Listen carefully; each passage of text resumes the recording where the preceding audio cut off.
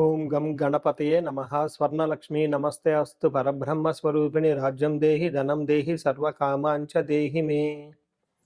స్వర్ణలక్ష్మి అమ్మవారు ప్రతి ఒక్కళ్ళకి ప్రతి నిమిషం చక్కగా ఆనందంగా మనం అందరం ఉండే విధంగా ఆశీర్వదించాలని, దానితో పాటు మనందరికీ ఒక అధికారము, పవరు, స్టేటస్ ఉండాలని, దానితో పాటు మనందరికి సమృద్ధిగా ధనంతో పాటు మన అందరికీ మనలో ఉన్న అనేక రకాల కోరికలు కూడా తక్షణమే అమ్మవారు మనకి నెరవేర్చేలాగా, మనకు అమ్మవారి యొక్క కరుణాకృప మన మీద ఉండాలని చెప్పేసి అమ్మవారిని ప్రార్థిస్తూ సెప్టెంబర్ మాసం యొక్క రాశి ఫలాలు ఎలా ఉన్నాయో మనం చూసుకుందాం. సెప్టెంబర్ మాసం యొక్క రాశి ఫలాలు ఎలా ఉన్నాయో మనం చూద్దాం. ఇందులో కనుక మనం గమనించుకుంటే ఈ మాసం మనకి చవితితో స్టార్ట్ అయ్యి మరలా చవితితో ఎండ్ అవుతుంది. ఈ మధ్యలో 11 రోజులు శ్రావణ మాసం, మిగతాది మనకి భాద్రపద మాసం ఉంది. ఈ మాసంలో మొత్తం టోటల్గా ఈ సెప్టెంబర్ మంత్లో మనకి కొన్ని ముఖ్యమైన రోజులు ఉన్నాయి. ఇవి ప్రతి ఒక్కళ్ళు సెలబ్రేట్ చేసుకోవాలని, అందరూ ఆనందంగా ఉత్సాహంగా ఉండాలని చెప్పేసి నేను కోరుకుంటున్నాను. అందులో ముఖ్యంగా ఫస్ట్ పండగ మనం చేసుకోవాల్సింది శ్రీకృష్ణ జన్మాష్టమి. సెకండ్ది పోలాల అమావాస్య. అంటే అది చాలా చాలా ముఖ్యమైన పండుగ. అమ్మవారు చాలా ఈజీగా మనందరికీ వరాలు ఇచ్చే అమ్మవారిని మనం చెప్పుకోవాలి. ఎవరికైతే పిల్లలు చనిపోతూ ఉన్నారో, పిల్లలు సరిగ్గా ఎదగటం లేదో, ధనం మన ఇంట్లో ఉండటం లేదో, ఈ పండగ జరుపుకోవాలి, ఈ పోలాల అమావాస్య అని చెప్పేసి నేను కోరుకుంటున్నాను. తర్వాత మనకి భాద్రపద మాసం స్టార్ట్ అవుతుంటే మనకి వినాయక చవితి స్టార్ట్ అవుతుంటుంది.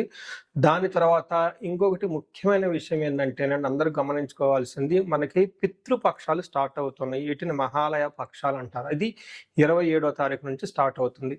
ఈ పితృపక్షాలు ముఖ్యంగా ఎవరైతే అధికారం రాకుండా, ప్రమోషన్స్ రాకుండా, ఉద్యోగంలో ఆటంకాలు పడుతుందా, తల్లికి పిల్లలకి మధ్య గొడవలు వస్తూ ఉన్నాయా, ఎవరైతే లైఫ్లో స్టాగ్నేటెడ్గా గ్రోత్ లేకుండా ఉన్నారో, మీ ఇండివిజువల్ జాతకంలో పితృదోషం ఉన్నా, కాలసర్ప దోషం ఉన్నా, త్రిపిండి దోషం ఉన్నా కానీ ఇలాంటి వాళ్ళు ముఖ్యంగా ఈ యొక్క పితృపక్షాల సమయాన్ని సద్వినియోగం చేసుకొని పితృదేవతలకు ఆశీర్వాదం తీసుకొని తద్వారా మీ పిల్లలకి శ్రేయస్సుకు ప్లస్ వారికి సరిపడిన ధనం అంతా మీకు రావాలని చెప్పేసి నేను కోరుకుంటున్నాను.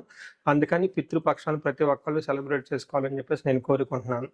ఇవి అంతా ఒక ఎత్తు అయితే, జ్యోతిష శాస్త్రంలో మనకి సెప్టెంబర్ మంత్లో 4 గ్రహాలు మారుతూ ఉన్నాయండి. ఈ 4 గ్రహాల యొక్క ప్రభావం 12 రాసుల వారికి ఎలా ఉందో మనం చూద్దాం.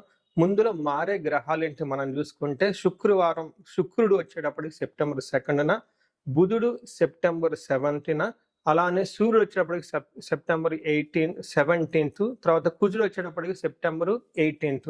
అంటే టోటల్గా 2nd, 7th, 17th, 18th ఈ యొక్క డేట్లో గ్రహాలు మారుతూ ఉన్నాయి. టోటల్గా ఈ గ్రహాల యొక్క ప్రభావం మనకు 12 రాసుల మీద ఎలా ఉందో మనం తెలుసుకుందాం. సెప్టెంబర్ మంత్లో మిథున రాశి వారి ఫలితాలు చూసుకుంటే వీళ్ళకి దాదాపు 70 to 75% చాలా అనుకూలంగా ఉందని మనం తెలుసుకోవాలి. లాస్ట్ 2 months కంపేర్ చేస్తే ఈ మంత్ చాలా అనుకూలంగా ఉంది వీళ్ళకి.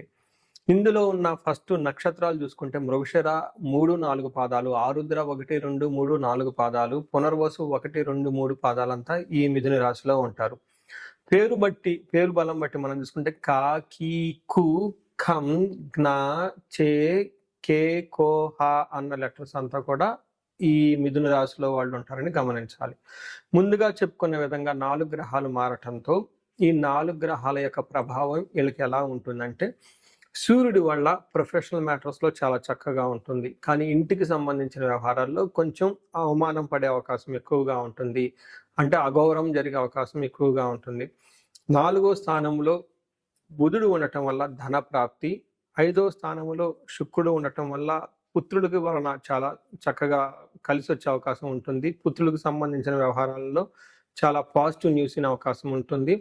2వ స్థానంలో కుజుడు ఉండటం వల్ల ధనానికి ఇబ్బంది వచ్చే అవకాశం ఎక్కువగా ఉంటుంది.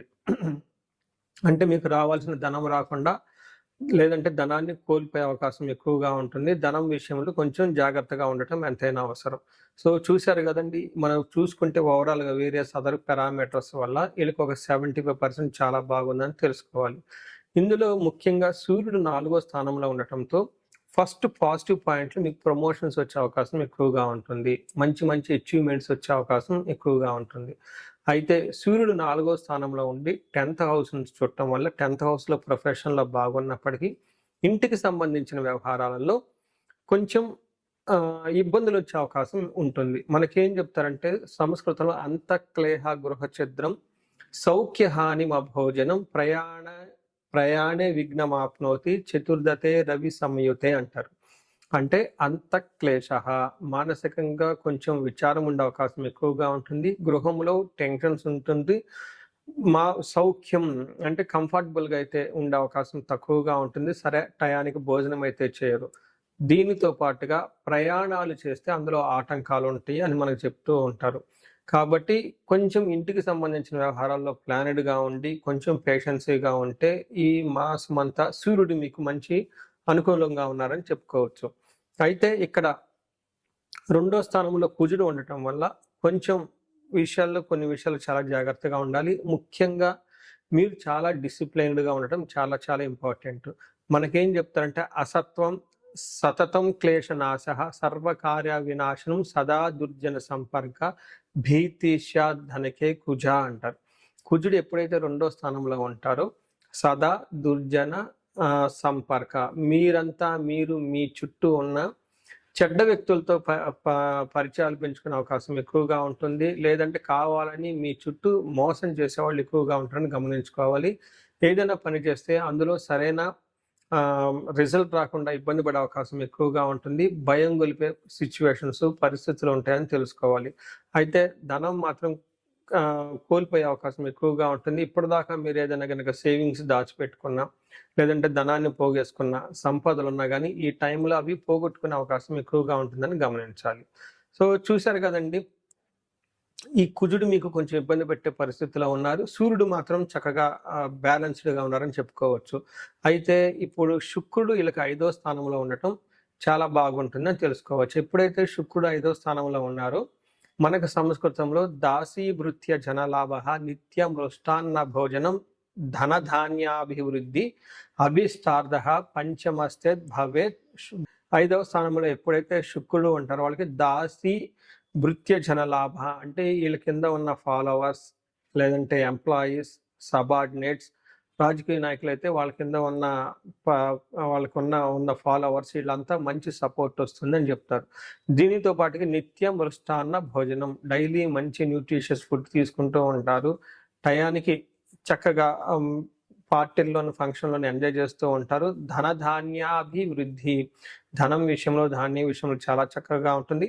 అభీష్టార్థ, మనసులో ఏదైనా గనక అనుకుంటే ఆ అనుకున్న విధంగా నెరవేరే అవకాశం చాలా ఎక్కువగా ఉంటుంది. ఇందులో సూర్యుడు వల్ల జెంట్స్కి అయితే లేడీస్ ద్వారా మంచి లాభం ఉంటుంది. ఇన్ కేస్ లేడీస్ అయితే జెంట్స్ ద్వారా మంచి లాభం కూడా ఉండే అవకాశం ఉంటుంది. 5వ స్థానంలో శుక్రుడు అంటే మహాభాగ్య యోగం అంటారు జన్మ జాతకంలో.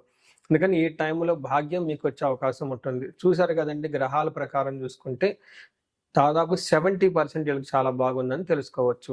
ఇప్పుడు నక్షత్రాలు ఇందులో ఉన్నవి మృగశిర, ఆరుద్ర, పునర్వసు నక్షత్రాలు చూసుకుంటే మృగశిర నక్షత్రం వాళ్ళకి జయప్రదంగా ఉంటుంది ఈ మాసం అంతా. ఏదో చిన్న పొరపాట్లు అవి ఉన్నా కానివ్వండి, వాటి గురించి పెద్ద మీరు పట్టించుకోని అవసరం లేదు. బట్ ఓవరాల్గా ఈ మాసం అంతా జయప్రదంగా ఉంటుంది.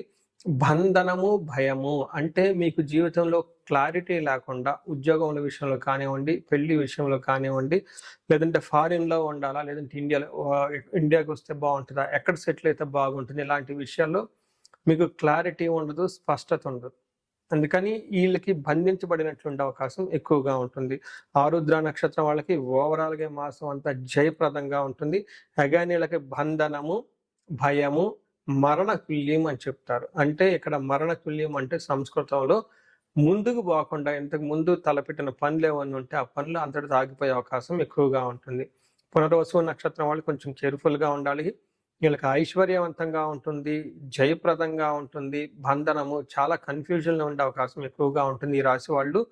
వీళ్ళకి మరణ తుల్యం అంటే ఇంతకుముందు వాళ్ళు చేస్తున్న జాబ్ కానీ, లేదంటే ఏదైనా ఫంక్షన్ కానివ్వండి, లేదంటే ఏదన్నా వాళ్ళు తలపెట్టిన ప్రాజెక్ట్స్ కానివ్వండి, పెద్ద పెద్ద ఇంపార్టెంట్ అయిన పనులు అంతటితో ముగింపు అయిపోయి ముందుకు పోని విధంగా పరిస్థితులు ఉంటాయి. కాబట్టి ఇలాంటి పరిస్థితిని మరణ తుల్యం అంటారు.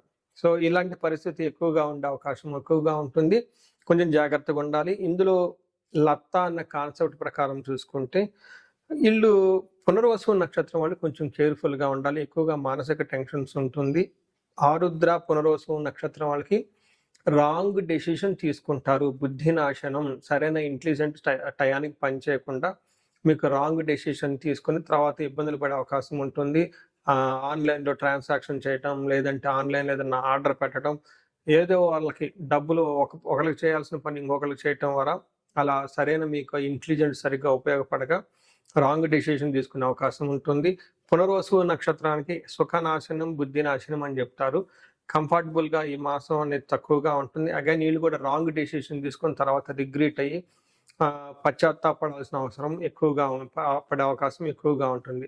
సో చూశారు కదండి, నక్షత్రాల ప్రకారం ఓవరాల్‌గా సంపాదనని, జయాన్ని ఇస్తున్నప్పటికీ కొంచెం కొంచెం ఛాలెంజెస్ కూడా ఉన్నాయని తెలుసుకోవాలి. ఈ రాశి వాళ్ళకి ఓవరాల్‌గా మీకు ఒక 70% బాగుందని చెప్పుకోవచ్చు. ఇందులో ముఖ్యంగా ఏదైనా గ్రహానికి మనం పరిహారాలు చేసుకోవాలనుకుంటే ఒక్కసారి మంగళవారం పూట ఆంజనేయ స్వామికి ఆకు పూజ చేయించండి. వెంకటేశ్వర స్వామి గురికి ఎక్కువగా వెళ్తూ ఉండండి. వీటితో పాటుగా ఈ రాశి వాళ్ళకి జనరల్‌గా అన్ని విషయాల్లో బాగుంది కాబట్టి ఎక్కడైనా మీకు ఇండివిడ్యువల్ లైఫ్‌లో ఏదైనా ప్రాబ్లమ్ ఉంది అనిపించినా, లేదంటే లైఫ్‌లో ఇంకా మీకు క్లారిటీ కావాలి, ఎక్కడో మేము ఆగిపోయాము, స్ట్రక్ అయిపోయాము అనుకుంటే ఈ స్క్రీన్ మీద కనిపిస్తున్న నెంబర్ ద్వారా మీరు నన్ను కనెక్ట్ అవ్వచ్చు. మీ అందరికి అష్టైశ్వర్యాలు కలగాలని, భోగభాగ్యాలు కలగాలని చెప్పేసి కోరుకుంటున్నాను. నమస్కారం. చూశారు కదండి, ఇప్పటిదాకా మీ రాశి వారికి ఎలా ఉందో. ఇది గోచార రీత్యా మాత్రమే చెప్పడం జరుగుతుంది. దీనిని మీకు 30-40% మాత్రమే అప్లై అవుతుంది. మిగతాది మీ ఇండివిడ్యువల్ జాతకం గనక చూస్తే అందులో కరెక్ట్‌గా యాక్యురేట్‌గా వస్తుంది. ఇండివిడ్యువల్ జాతకంలో చక్కగా దశాభుక్తులు ఉంటే మంచి రిజల్ట్ ఇస్తూ ఉంటే ఇవి బాగుంటే అంతా బాగుంటుంది. ఇన్ కేస్ ఇండివిడ్యువల్ దశాభుక్తుల్లో సరైన రిజల్ట్ లేకుండా ఉంటే, మీ జాతకం వ్యక్తిగత జాతకం సరిగా లేకుండా ఉంటే ఇవి వాటికి యాడ్ అయ్యి దానికి తద్వారా బేజులు చేసుకొని కరెక్ట్‌గా రిజల్ట్ అయితే వస్తుంది. మీ ఇండివిడ్యువల్‌గా జాతకం చూపించుకోవాలనుకుంటే స్క్రీన్ మీద కనిపిస్తున్న నెంబర్ ద్వారా మీరు నన్ను కనెక్ట్ అవ్వచ్చు. అంతేకాకుండా నేను ఒక రీసెర్చ్ చేస్తున్నాను. అంటే దాదాపు మిడ్ లైఫ్ క్రైసిస్ అంటూ ఉంటారనమాట. అంటే 40 ఇయర్స్ నుండి +/- 5 ఇయర్స్, అంటే 35-45, ఈవెన్ 48-50 వరకు ఈ మధ్యలో ఏజ్ ఉండి వాళ్ళకి సక్సెస్ఫుల్‌గా ఒక 10-15 ఇయర్స్ కెరీర్ ట్రాక్ రికార్డ్ ఉండి, బాగా చదువుకోనుండి, అన్ని విధాలా చక్కగా లైఫ్‌లో ఒక బాణంలాగా దూసుకొని వచ్చి, కానీ ఈ టైంలో మీరు ఇబ్బంది పడుతూ ఉంటే, సడన్‌గా జాబ్ లేకపోవటం, సడన్‌గా బిజినెస్ లేకపోవటం, సడన్‌గా లైఫ్‌లో గ్రోత్ లేకపోవటం, చాలా కన్‌ఫ్యూజ్డ్ అయిన పొజిషన్‌లో గనక ఉంటే, దీనిని జనరల్‌గా మనకి మిడ్ లైఫ్ క్రైసిస్ అని చెప్పేసి, హార్మోనల్ ఇంబ్యాలెన్స్ అని చెప్తూ ఉంటారు. బట్ జ్యోతిష శాస్త్రంలో దీనికి చాలా చక్కటి పరిష్కారం ఉంటుందండి. మీకు జాతకంలో ఏమైనా శాపాలున్నా, రుణాలున్నా, గ్రహ దోషాలున్నా, కాలసర్ప దోషాలు లాంటి కఠినమైన దోషాలుంటే ఈ టైంలో యాక్టివేట్ అయ్యే అవకాశం ఎక్కువగా ఉంటుంది. దీనికి ఇండివిడ్యువల్‌గా జాతకం చూపించుకొని అది మీరు కెరియర్‌కి గ్రాప్ రావటానికి, లేదంటే మీరు లైఫ్‌లో ఇలా స్టాగ్నెట్‌గా ఆగిపోవటానికి గల కారణాలు ఏంటో తెలుసుకొని చక్కగా పరిష్కారాలు చేసుకుంటే లైఫ్ 10 రెట్లు ముందుకెళ్ళే అవకాశం ఎంతైనా ఉంటుంది. ఇదే కాకుండా నేను ప్రాబ్లమ్ స్పెసిఫిక్‌గా కూడా చాలా హోమాలు అవన్నీ చేపిస్తూ ఉంటాను. అన్యోన్య దాంపత్య గురించి, అన్యోన్య దాంపత్య పాశుపతాభిషేకం. ఇప్పుడు ఈ మంత్‌లో మనకి ఫస్ట్ 11 డేస్ ఇంకా శ్రావణ మాసం ఉంది కాబట్టి శ్రావణ మాసాన్ని పురస్కరించుకొని స్వర్ణలక్ష్మి విశేషం హోమం చేపించడం జరుగుతుంది. ఇది ప్రతి ఒక్కళ్ళు చేయించుకోవాలని చెప్పేసి నేను కోరుకుంటున్నాను. ఎక్కడైనా మీకు ధనం రాకపోయినా, వచ్చిన ధనం నిలబడకపోయినా, అసలు ఆదాయ వనరులు మీకు ఇన్కమ్ సోర్స్ లేకపోయినా, లేదంటే విపరీతమైన అప్పుల బాధలున్నా, లేదంటే మీరిచ్చిన అప్పులు తిరిగి రాకపోయినా కానీ ఈ టైంలో చక్కగా స్వర్ణలక్ష్మి విశేషం హోమం చేయించుకోవాలని చెప్పేసి నేను కోరుకుంటున్నాను. ఇది సామూహికంగా చేయటం జరుగుతుంది. ఇప్పటిదాకా నేను హోమాలన్నీ 1-to-1 చేపించాను ఎక్కువగా. బట్ ఈసారి మాత్రం సామూహికంగా ఈ యొక్క హోమం చేపించడం జరుగుతుంది. ఈ అవకాశాన్ని సద్వినియోగం చేసుకొని ధన బాధల నుంచి, రుణ బాధల నుంచి బయటపడాలని చెప్పేసి నేను కోరుకుంటున్నా. అంతేకాకుండా ఎవరికైతే హెల్త్ బాగోలేకపోతే మృత్యుంజయ హోమం చేయించుకోవటము, భార్యాభర్తలకు ఇందాక మీరు చెప్పిన విధంగా విశ్వావసు గంధర్వరాజ హోమం చేయించుకోవటం, ఇలా మన్యు పాశుపత అభిషేకం, చండీ హోమము, సుదర్శన హోమము, ఇలాంటి ఎన్ని హోమాలైనా కానీ మీరు ఎక్కడైనా కనుక లైఫ్లో ఆగిపోయినట్లు అనిపిస్తే మీ ప్రాబ్లమ్ స్పెసిఫిక్గా కూడా హోమాలు, పూజలు చేయించడం జరుగుతుంది. సో, మీరు లైఫ్‌లో ఎక్కడ ఆగకుండా ఉండాలని, జీవితంలో 3 పువ్వులు 6 కాయలుగా సాగిపోవాలని, మీకు అష్టలక్ష్మీలు చక్కగా కలిసి ఉండాలని జెప్పేసి నేను కోరుకుంటున్నాను. మీ అందరికీ అష్టైశ్వర్యాలు కలగాలని, భోగభాగ్యాలని కోరుకుంటున్నాను. నమస్కారం.